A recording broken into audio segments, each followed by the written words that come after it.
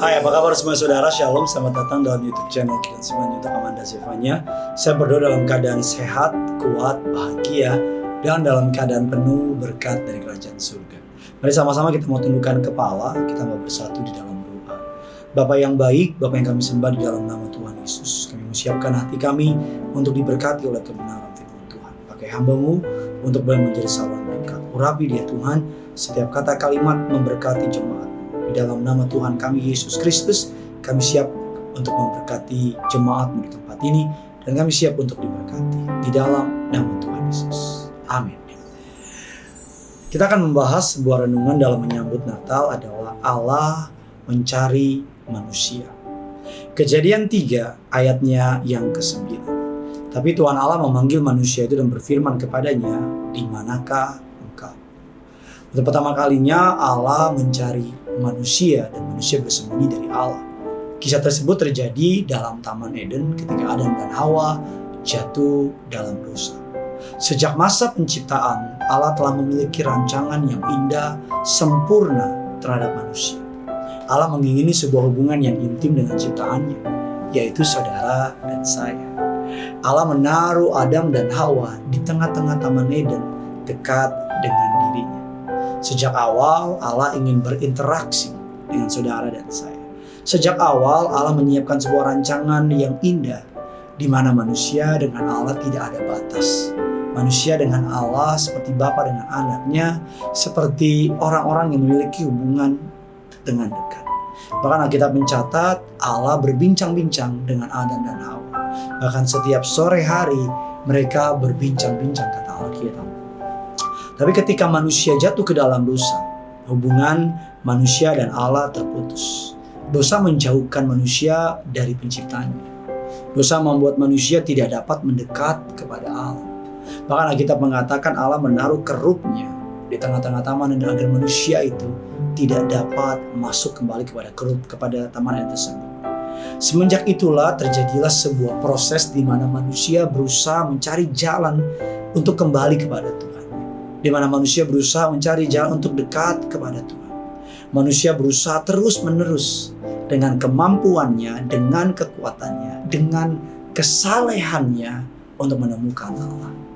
Tapi kita semua tahu usaha tersebut menjadi sia-sia. Bahkan seringkali hasilnya bukan makin mendekatkan mereka kepada Allah, tapi justru menjauhkan mereka dari Allah.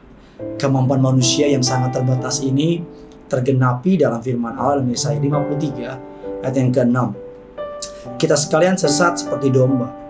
Masing-masing kita mengambil jalannya sendiri. Masing-masing mencari cara untuk sampai kepada Tuhan. Tapi syukur di bulan Desember ini Natal kembali mengunjungi kita.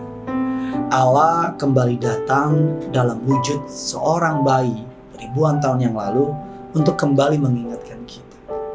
Natal kembali datang untuk mengingatkan kita bahwa Allah mengasihi dunia. Yesus datang menyatakan dirinya untuk mencari manusia yang berdosa dan terhilang. Setiap kali saudara mengingat Natal, maka saudara harus mengingat betapa Allah mencari orang-orang terhilang. Alkitab mengatakan Natal adalah sebuah misi penyelamatan dari surga turun ke dalam dunia. Natal adalah sebuah operasi tingkat tinggi di mana dirinya sendiri sang pemimpin surga, pemilik dunia ini mengorbankan dirinya mati di kayu salib. Natal adalah wujud kasih Allah yang didemonstrasikan melalui kematian anaknya di atas kayu salib bagi kita semua.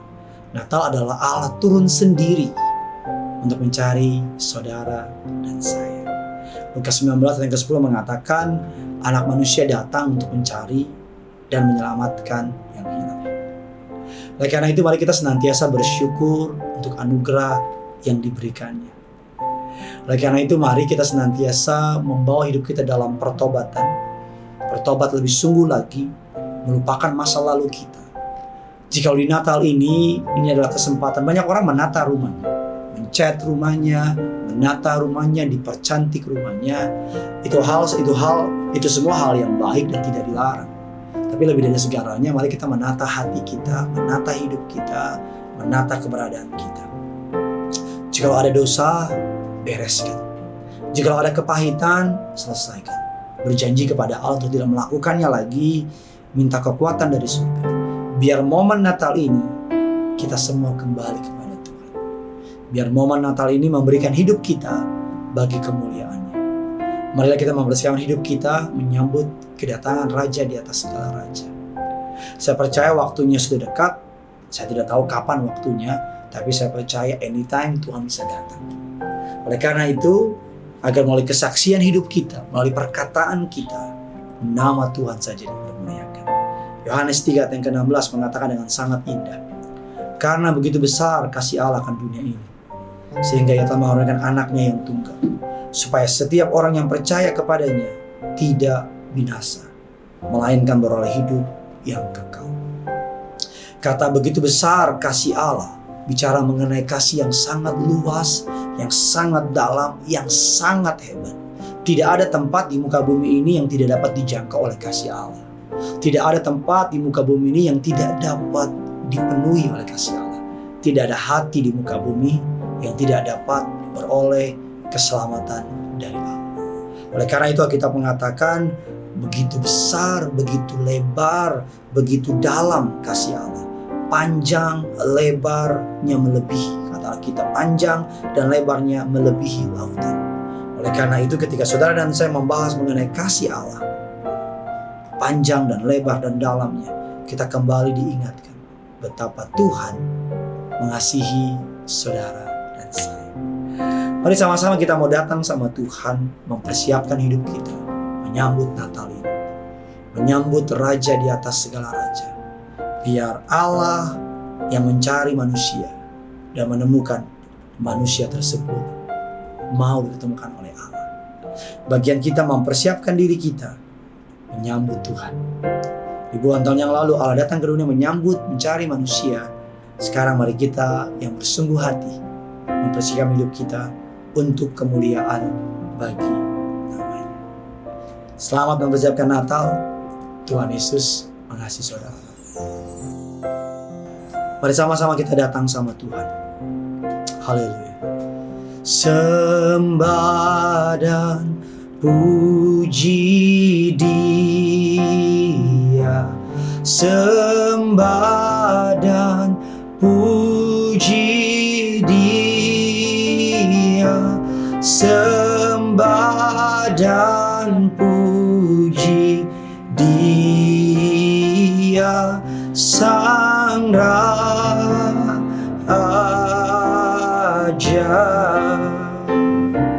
Sembah dan puji Dia, sembah dan puji Dia,